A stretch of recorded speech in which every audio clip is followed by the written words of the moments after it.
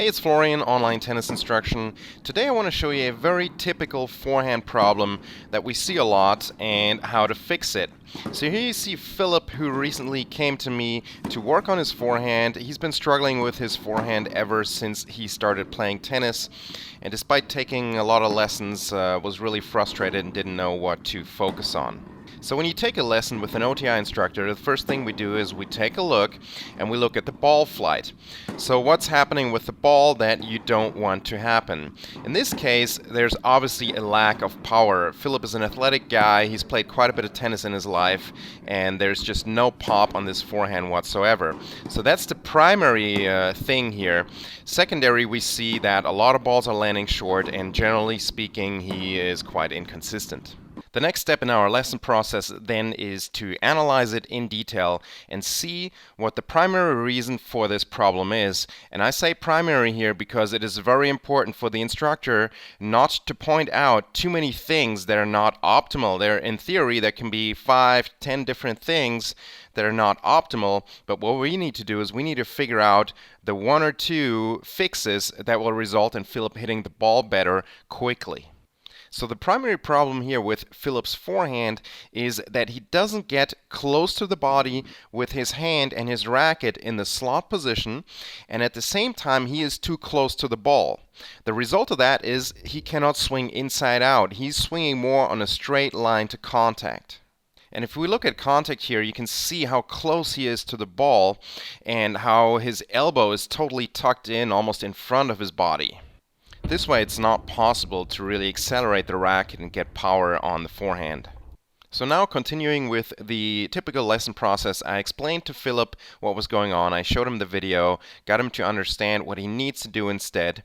And then we started to work with some shadow swings. That's the first step. You can see those 3 balls on the ground here. That's the line that we used for him to imagine that inside-out swing path that is so critical. All great topspin ground strokes are hit with an inside-out swing path, even when you're hitting the ball cross-court. This is a very important concept to understand. I've discussed that in other videos, and we'll link that up either somewhere in here or underneath this video, so you can check that out. I'm not going to explain that again in detail here. So at this point, Philip understands he needs to swing inside out. We've got him set up here in the backhand corner because hitting inside out forehands does help you to master that inside out swing path.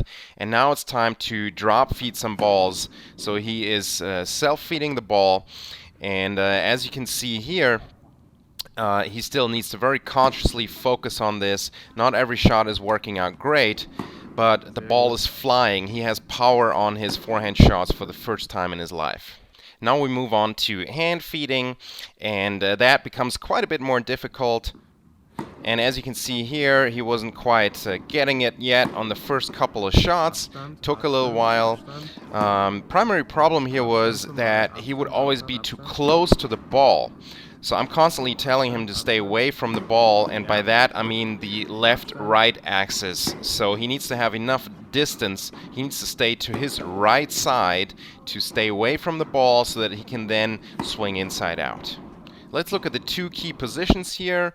Right here you see in the slot position, the hand is now closer to the body. So from here he can swing inside out, and he has the right distance to the ball.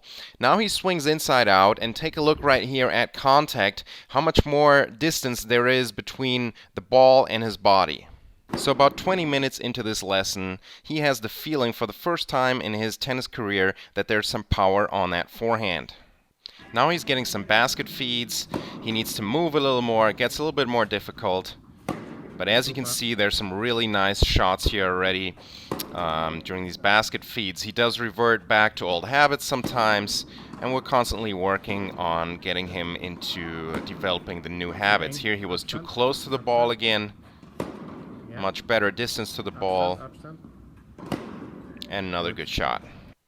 So now towards the end of this 2-hour session, he is hitting for the first time, rallying live ball.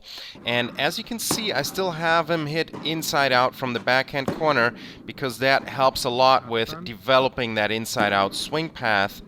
Later we then of course need to start hitting down the line and cross court, where he needs to focus on still swinging inside out, and the direction of the ball is going to be determined by the angle of the racket face. He doesn't make every shot, as you can see, and that's not realistic at this point, but his forehand is significantly better. Unfortunately, we didn't have speed measurement on the court here. We'll do that more and more in the future. But looking again at the before footage here, my guess is that he's added around 10 kilometers per hour on average on his forehand. So if you want to take a private lesson like this, you can now do that with OTI instructor Ian Meyer in Florida year-round, and OTI instructor Nadim Nasser is now offering private lessons in San Diego, California. If you're interested in training with an OTI instructor either in Florida or California, please send an email to james@onlinetennisinstruction to request further information.